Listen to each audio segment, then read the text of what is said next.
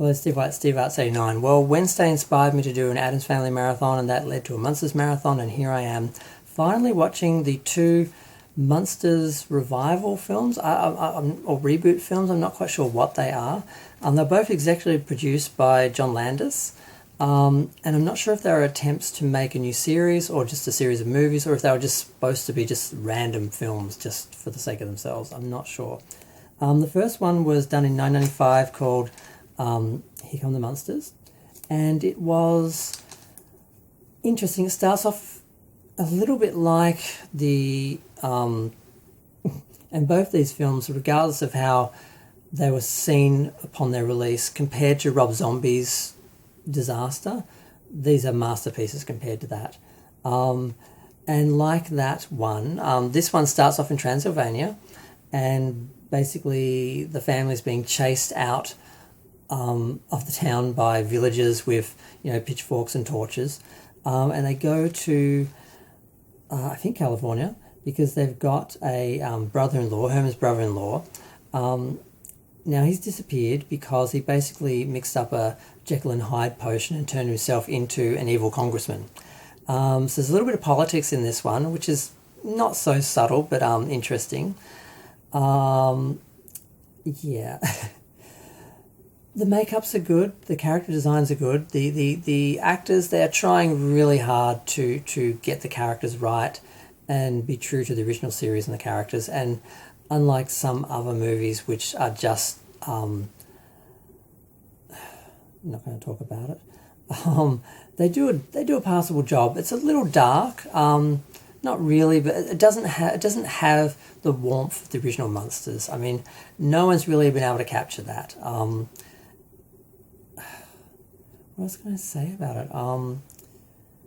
I mean, the house is strange. They dressed a house in a neighborhood, and it doesn't have the trees. It doesn't have that overgrown sort of look. Because, Marilyn, we sort of see that she's living with her aunt, and the uncle's disappeared, and her aunt is sort of like a Bride of Frankenstein type. And the house is very much the house they end up moving into, and she leaves at the end to go travelling. Because, of course, they save the day and they return the brother-in-law back to who he is, and then he goes off with his wife, and they leave Marilyn with the Munster family who stay in the house. And maybe it was done as a pilot, because sometimes they do a pilot, and if it doesn't sell as a TV show, they just release it as like a one-off movie. So I'm not sure if it was done that way, because it very much was leading to another movie or a TV series. Probably one of the better parts of it is there's a scene where Herman is working in a restaurant, and they actually reunite the entire cast of the original Munsters, except, of course, Fred Gwynne, who died in 1993. Although it just occurs to me they could have had both Beverly Owen and Pat Priest in the same scene, because they weren't playing Marilyn Munster, but they had Pat Priest, and they had Yvonne and Al and Butch, and they do a little scene as a family that Herman's waiting on, and it's quite a nice little scene. They got them pretty much all back, and of course once Fred Gwynne was gone, they could never do an original movie or TV series again. That ship had sailed, but they tried here, and I don't know, they're quite likeable. The grandpa's pretty decent.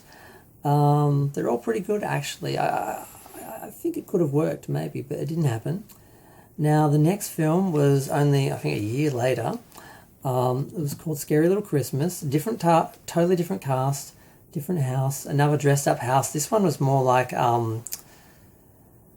was just 1 year later. It's more like just this brick and cement house, which there's one like it that is just around near where I live.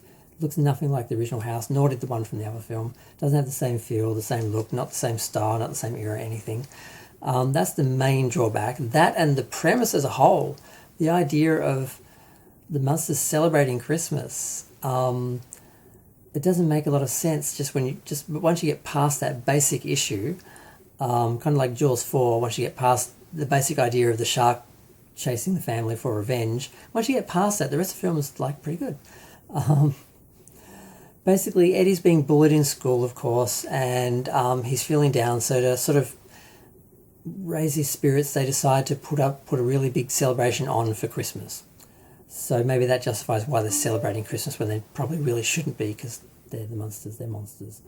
And yeah, they're trying to, they're all sort of competing actually with what they think is going to make the best Christmas for Eddie.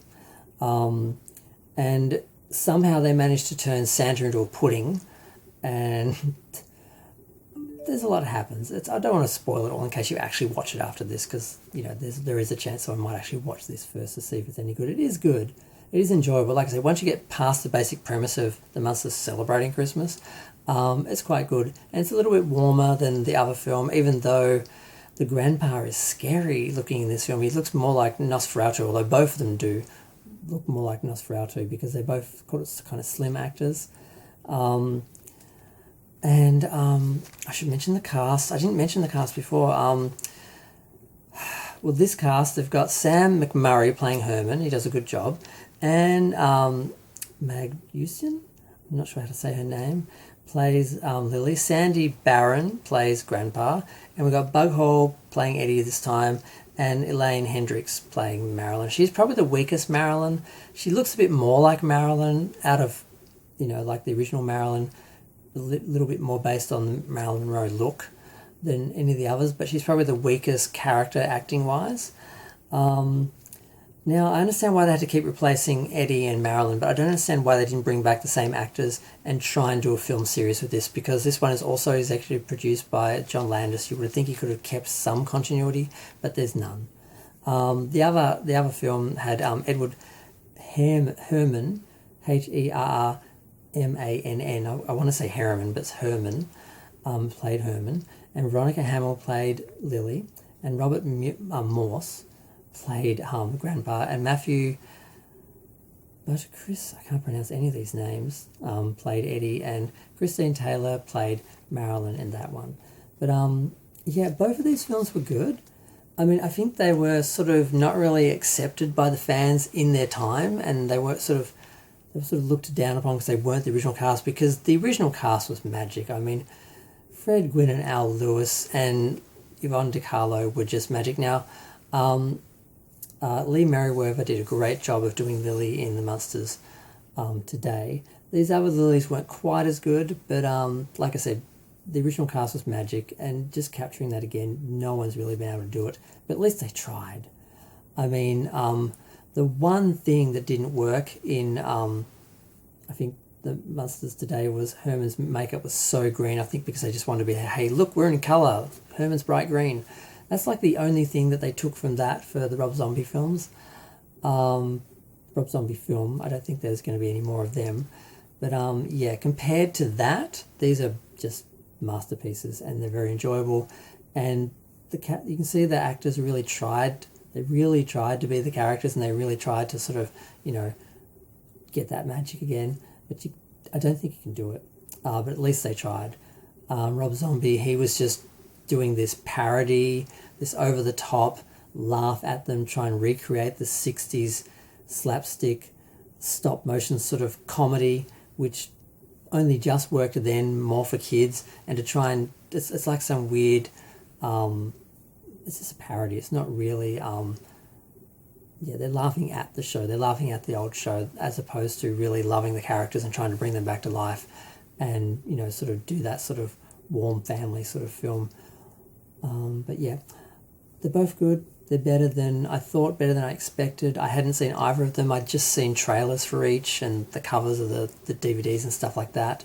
It's a little tricky finding Here Come the Munsters, because it was released on video and DVD in the UK but nowhere else. Except in Australia, it was included as the special features on the 6th disc of the second season of one of the two, because we got single season box sets of the Munsters, and then we got a collected 2-season box set, and one of them had one of the Munsters original cast films and Here Come the Munsters, because I think they had Munsters Revenge and Munsters Go Home was released separately. So between the box set and the one release, you had 3 of the 4 films. And then the Munsters Scary Little Christmas was released separately. So between the box set and the 3 separate films, you sort of could get them all, but it wasn't released separately. So it is a bit tricky to find. But it's worth it. I'm going to watch it again because it's Christmas. And I just wish they'd tried to at least keep the same cast for the two films, and that it was a series and some sort of continuity, because it's just jarring, and you just get to sort of start to get used to a new lot of actors, and then the next film replaces them all again. It's just not that easy, Hollywood. We get attached to these people. I mean, they're human beings. We relate to them. We attach to them. You can't just keep recycling them But yeah, overall, much better than I thought. Much better than Rob Zombie. Masterpieces by comparison. If you haven't seen them, give them a chance. Watch them. I'm glad I did. I'll watch them again. But it's the original cast I really love, and the Munsters today, because they were almost as good. They did a much better job of capturing the feel and the tone of the original show. But I did a separate video for that. I'm going to go. Feel free to share, like, comment, subscribe. Thanks. Bye.